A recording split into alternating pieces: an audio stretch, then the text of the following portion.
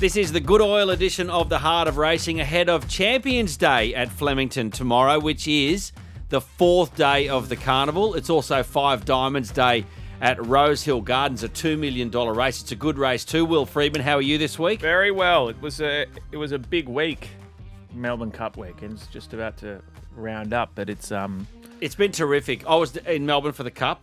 And it was a great day. It was pumping. It was pumping, 84,000. Flemington, it was a hot day. It was sunny. Flemington was absolutely sparkling. It was at its best on Tuesday. I know there's been some feedback about the numbers being down from like the heyday when there were over 100,000 there. Yeah, but I was there on days where there was 100. But I actually think it's nicer when it's not at that. Like the people that go to the 100,000 plus meet don't want to go the next year because it was too busy, it was too packed. Well, even on Tuesday, I went for a big walk right around the entire track, sort of approaching midday.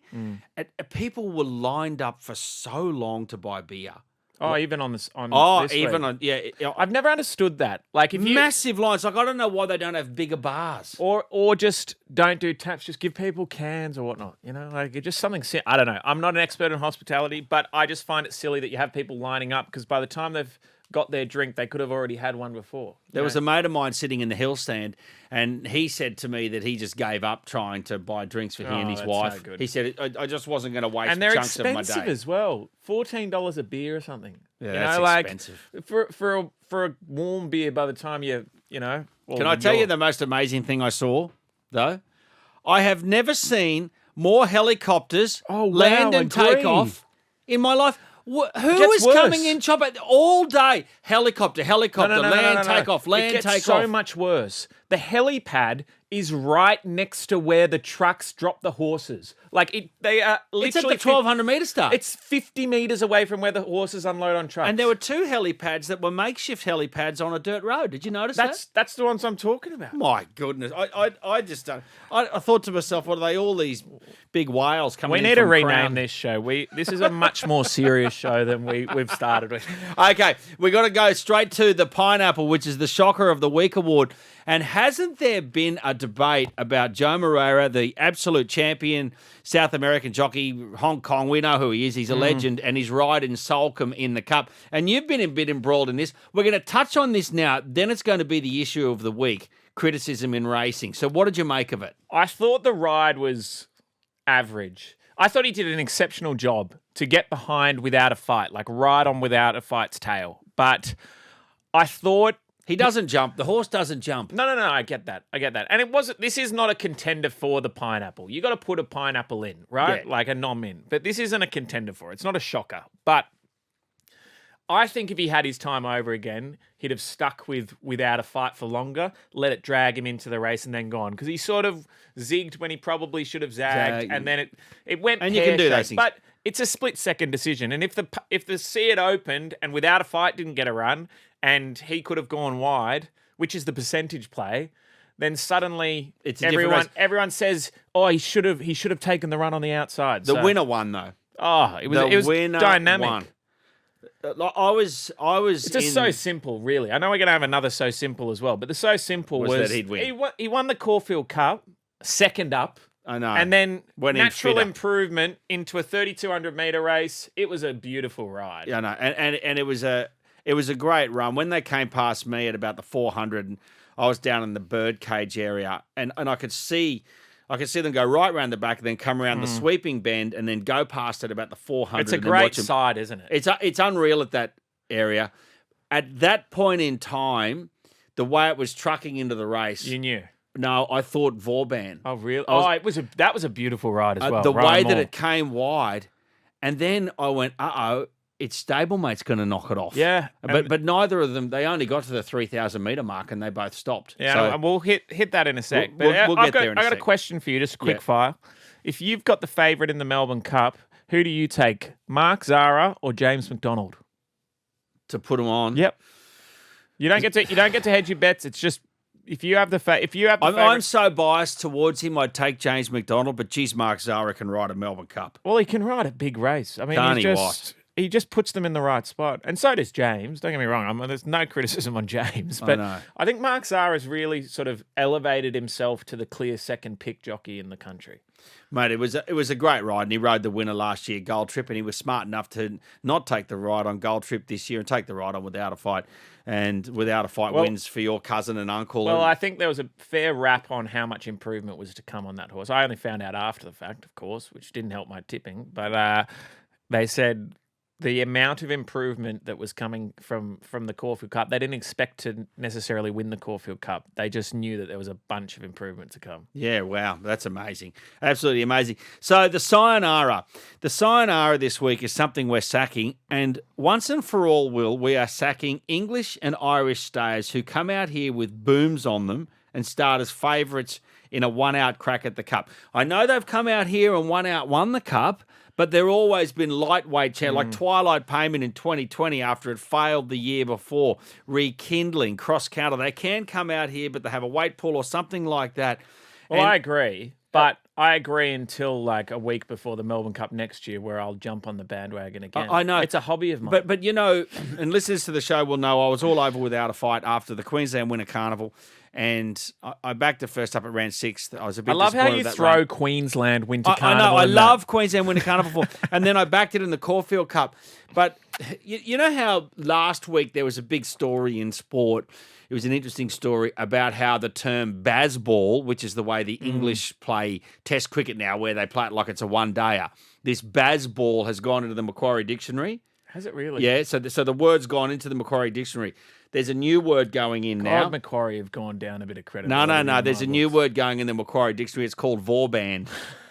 Right? It's an Which adjective. Is banning the use of tipping internationals. Yeah, it's banning English and Irish stayers with booms. They're and starting Vorband. It's you've been Vorband. Like I got Vorband in the Cup and it's cost me a lot of money, but that's all right. I'm moving on. It's the same as, you can be double triggered or Oscar Schindlered, and Vorband's gone in there. Look, he's a nice horse. He just didn't say. The So Simple is Zardozi in the Oaks. Wakeful form. Always. Is the best form by a country mile. It didn't win the Wakeful, though. It didn't win the Wakeful. But it looked like it was always going to go past it if it was further. Exactly. And it's easy after the fact. And I'm glad that I followed that recipe because I got all my Cup money back. Yeah. And I just backed it, and it won Zardozi. It was the So Simple. Second horse wasn't bad either. Can't remember. Second horse was good. It ran well in the Wakeful, running into 4th in the Wakeful, and then it ran 3rd. Probably just got a little bit far back, If it was in Zardozi's position, it'd given it a run for its money. I can't remember the name. It was Matt Smith's horse, I think. Yeah. It had Ethel or something. But that was a proper run. Look, I'm always curious when you see a horse like Zardozi, and don't keep in mind a lot of Oaks and Derby horses usually have long preps to get there because they get the miles in. But this has been a short prep, lightly raced, so there should be a lot of improvement to come. But I am always suspect when you see a horse like that run on and not run it down, but get within touching distance. It wasn't like if you at the 100-meter mark, you thought this is a gut job, and then it didn't. It didn't. It just won by 2 or 3 lengths. Just one. You'd like to win an Oaks, but anyway, Zardozi's won the Oaks. Okay, so the whole Joe Moreira discussion after the Salcombe ride in the Melbourne Cup, and I know you've said some things on social media. Other racing types have come back and attacked you and everything. There is a this is the issue this week. There is a sensitivity in racing about criticism. And as soon as someone says something about a jockey, someone else will come out and go, you've never ridden a horse, you don't know what you're talking about. The same thing happens in for the football coach. You've never played NRL, you don't know what you're talking about. Yeah, well, you mightn't have played NRL, but, from my tape, for instance, I played a lot of first grade rugby union. I've been in a team. I played against all the greats of my era. I was never a great, but I played a lot of football. And I think it allows me to have an opinion on what makes a football team. You're a trainer. You can have an opinion on how a jockey rides a horse. But even still, I think you can't be immune. But I think it can't even be that clear cut where you have to have a relationship with participating in a sport. Sport is for the fans. That's what it's for. Otherwise, it wouldn't exist. And it's up for debate. And we don't want people to be abusive.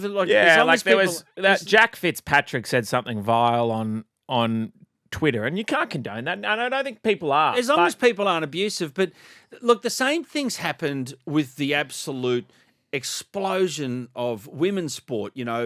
Women's sport, quite rightly, through football and cricket, and they demand equality. There's big audiences going. The Matildas are probably the number one sporting team in Australia.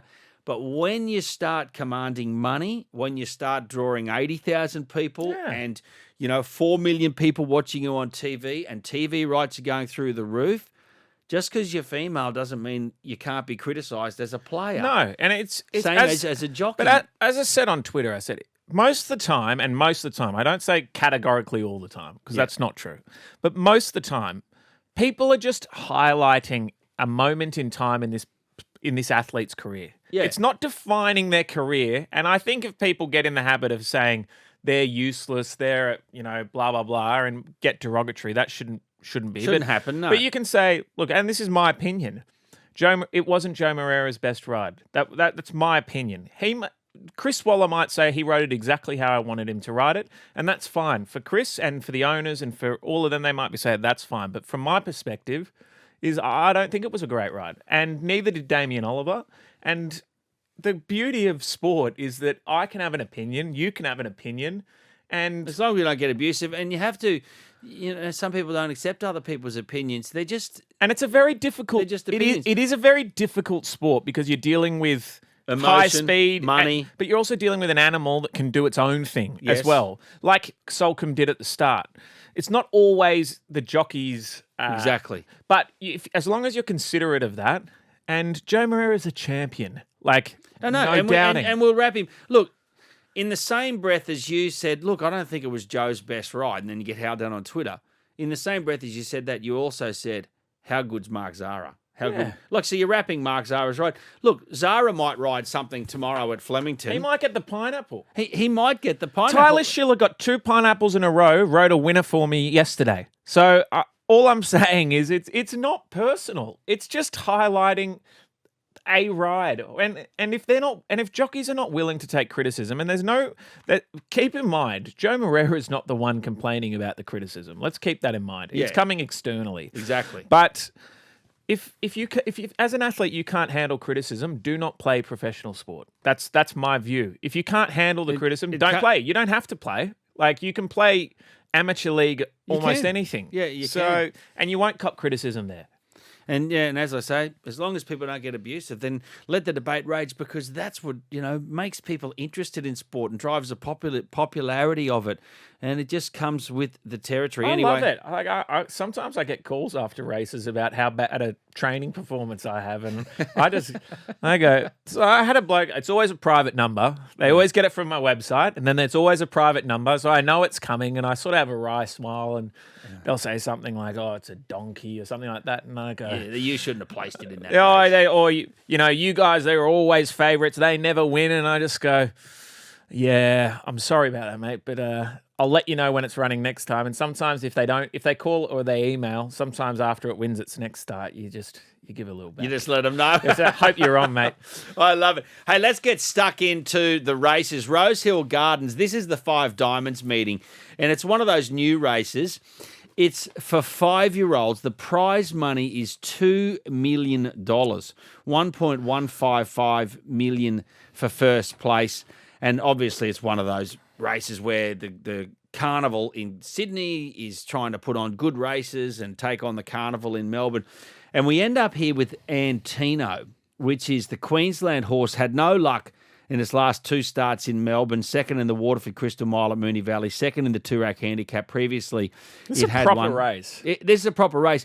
But Antino, $2.90. It's done a lot of hard work, this prep. It's going to have to be good to back it up. I reckon $2.90 is too short for mine. Yeah, it's a little bit too short for mine. There are some proper horses, like Converge has run well in Group 1s before. Democracy Manifest is a Group 1 horse in waiting. Forgot You's running Group 1s. Democracy Manifest ran well in the Epsom, then last start was Hinged has been a good horse for a long time. It's been a bit disappointing this prep, but it's been a good horse. Waterford's a black type horse in waiting. We're talking about quality horses here all coming up against one another. And what it is doing is it's keeping some of these horses in work a bit longer. And people need to remember, we always complain that horses go to stud too early, right? And there's only a small group of horses that go to stud. But these type of races Keep them in it. But they're actually encouraging owners to geld their horses and to race for longer because there's so much prize money to be won that they're not now keeping them as colts for ages and then hoping they can get a deal to stud. They're now like, well, I can keep this horse until a 5-year-old. It can be racing for $2 million. And suddenly they go, well, selling this horse for $3 million now isn't as fun as racing for $1 million 3 or 4 times a year. Yeah, it's a 5-year-old race. It's an interesting one. The Hot Danish Stakes. Now, this is for fillies and mares Group 2. It's a very small field. This is not a quality field. This is not. Royal Merchant's the favourite at $2.50. Royal Merchant is the Goodwood Handicap winner out of Adelaide. Hasn't fired a shot this campaign. Roots, it's form read spell 5-0. It's at $3.50. Then you've got Call Die, which is in badly at the weights because this is set weights. All of them are carrying 57 kilos. I kind of like Call Die, but the weights put me against it. I don't think I'll be betting in the race. Oh, it's an average race. I'm rooting for Dalcini only because I own the full sister and it's running at Goulburn on Saturday. So I'm hoping for a pedigree update on Saturday. But I do think Call Die is probably the one that's even. You say it's bad in the weights, but there's only 3 that are rated above it. So, it's giving a bit to Royal Merchant, who's a deserved favourite, and Roots, but I think Call Die is the horse on the up. It just needs a nice run in transit. Now, the Inglis Golden Gifts is on the card. 2-year-olds, $1 million in prize money.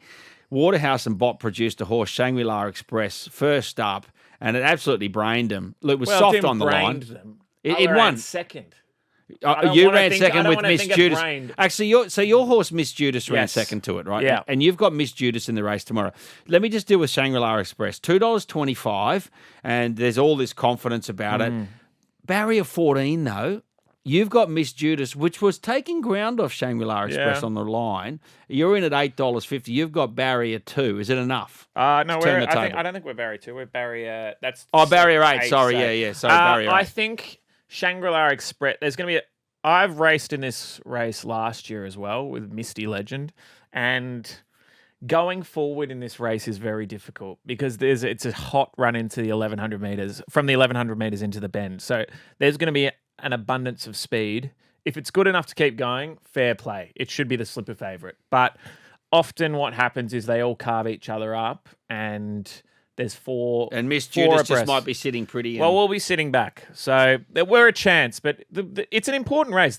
Arguably the top 3 go into the slipper. And so this is for horses, the Inglis Golden Gift. You had to purchase your horse. No. It's sponsored open. by Inglis. It's sponsored by Inglis, but it's open. It's not a sales. No, it's race. Not a sales. It's not restricted. But as I said, if you run in the top 3 here, you pretty much go into the Golden Slipper. So it's probably the only 2-year-old race where the top 3 are almost assured a spot. Yeah, because you get enough prize money because third place is 96 grand. Yeah, and you'd assume that you're going to run a place in something else. You probably need about 130 grand to get into the Golden Slipper. Yep. So there you go, rightio. So we're going to watch your horse Miss Judas. But you couldn't tip anything. Anything will win that race. Yeah. If you're putting your life saving something on that race, then you're absolutely MAD. Flemington, it's Champions Day. Now, just to put everyone in the picture, this is the real change-up day from the VRC over the 4-day carnival. I've got to say it's working. The sprint, the Champions Sprint, it's the old 1,200-metre handicap, which was a Group 1 race on Derby Day. It was known as the Gadsden and the Salinger. Arguably this is as interesting a race, not in terms of prize money, as the Everest. This is a good race. We'll get to it in a sec. Yeah. The Mild is the old mile handicap from this day, but it's now weight for age. And the stakes race is just basically the McKinnon Stakes, but it's moved from Derby Day. So it used to be before the Cup, now it's after the Cup. I prefer this race day to Derby Day now. I think this is a great race day. It's an absolute beauty. Look, you mentioned the sprint. The Darley Champions Sprint, where you've got Imperatriz, the Kiwi mare that's come out here and gone bang, bang, bang at Mooley Valley, but it's now got to do it down the straight. It's odds on at $1.95. You've got Espiona, Asfura, Bella Nipotina, which won in Sydney last start and knocking off Think About It and Private Eye. It's $11. Star Patrol, it's a straight specialist, $15. Buenos Noches has been luckless, is $21. This is a great race. Yeah, I actually really like Airman coming through as well. I think Airman's a horse really on the up. It wouldn't surprise me. $31. It wouldn't surprise me at all seeing this horse run a really big race. Okay. He's a horse on the up. He's been running well consistently. There's a few of these horses that are deep into their prep. Yep. Like In Secret, in my opinion, I think In Secret is the one to beat. I know Imperatrice has done nothing wrong, but I just think In Secret is a $4.60. James McDonald, James Cummings. It was a great run in the barrier Everest. 5, albeit they'll be getting to the outside fence for that. Oh, they will. The fence seems a bit gluey. The inside fence, Yeah. it's just torn up. And even yesterday they were starting to make starting ground to out. fan. Yeah, so I'd expect them to go down the outside, which probably leans towards Imperatrice having an ideal draw in barrier 8. But look, I'm going to take In Secret to win, and then I'm also going to have Airman to place. Okay. I'm going to have a Breenie and have it to place. Yeah, I'm the same with Buenos Noches. Let's get to the Champions Mile. Now, this is Mr. Brightside. It's a great race too. Great race. Coming back from the second in the Cox Plate, $3.10. Alligator Blood coming back from third in the Cox Plate, $3.40. There's the inevitable Banker's Choice Victoria Road bid out in the market. Fangirl, Chris Waller, James McDonald. I won't say failed in the Cox Plate, but wasn't its race in the Cox Plate, is $2.60. Pride of Jenny, which last weekend just on the back up, it just went out in front. Well, it'll go out in front and they'll just, Alligator Blood will probably trail it somehow. This is a ripping race too, only small field. It's hard though. Like a lot of these horses are coming back from 2000 into a mile. Like and it's only been, what's it been? 2 weeks. Yeah, from the Cox Plate. So I they're know. coming back to 1600. But then I look at the field and I'm like, who's really been primed to run this journey? Like they're all coming back, and it does work. But it's interesting. Mr. Brightside I've been a big fan of. I think he's a winner, but I'm worried that horse has had too deep of a prep to really come back in distance like that. He's had a big prep. Alligator Blood loves Flemington. I'm leaning towards Fangirl, coming from back in the field. And we know what she can do over a mile in Weight for Age. And because Alligator Blood and Pride of Jenny are just going to carve each other up. And I know Alligator Blood can slightly sit off, but yeah, I'm leaning towards Fangirl. Rightio. The Champion Stakes, the Old McKinnon, 2,000 metres, Group 1, Weight for Age, worth $3 million. Zaki, it was a good sixth in the Cox Plate, is $7. Where else are we here? West Wind Blows, which came second. Big run in the Caulfield Cup. Caulfield Cup form's been franked. It's the $2.70 favourite. You've got Prowess down low there, $5.50. Duace, I don't know, everyone just wraps it, but it just doesn't seem to win much anymore. $6. And I don't mind Huetor. It was a big run last start for the Snowden stable at a decent price, $23. What do you think there? I like Prowess. Yeah. I really like this horse. And Prowess won the Water for Crystal Mile. Yeah, and won the Vinery last year. Oh, yeah, okay. I think it's a horse on the up. It's not very well in the weights, mind you, at 56 and a half as a 4-year-old mare. But drawn well, Mark Zara on big, like, I'm actually Prowess and Duas. I know you might not, you might even be Sayonara. Duas, but I would have sayonara'd, except I sayonara'd English and Irish stars who come out with booms and start as favourites in the Melbourne Cup. But I do like the inside barrier at Flemington. Here, Damien will be able to put her to sleep. So they're my two, Duas and Prowess. It's a ripping day of racing. It's time to unload. Look, I'm going to tip 2 roughies. So many roughies can win in Carnival Week. It's dangerous tipping roughies in the big races. I truly believe Buenos Noches can do something in the sprint. This sick fascination with Buenos Noches. I really like Matt Smith. He's a friend, but you keep putting him. This horse is doomed. Unless you give it a break, it is doomed.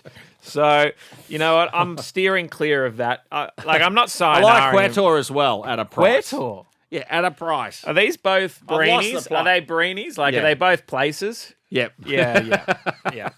So I read an article. I don't really know. Place all up. I don't really know a whole heap about the horse itself, but Schwartz, which is the John O'Shea, James McDonald, $2.70 favourite in the Amanda Elliott.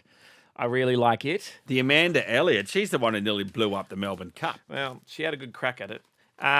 So Schwartz, so that's a 3-year-old quality listed. And then John O'Shea, James McDonald, 270. If I'm doing something with a bit more value in it, Yeah. I'm taking Democracy Manifest again. Okay. Because it's... I'm not against you there. It just needs some luck. I'm not against But you. it's drawn 11 again. Yeah, which but is it's not 1,800 metres. But that's not a good start.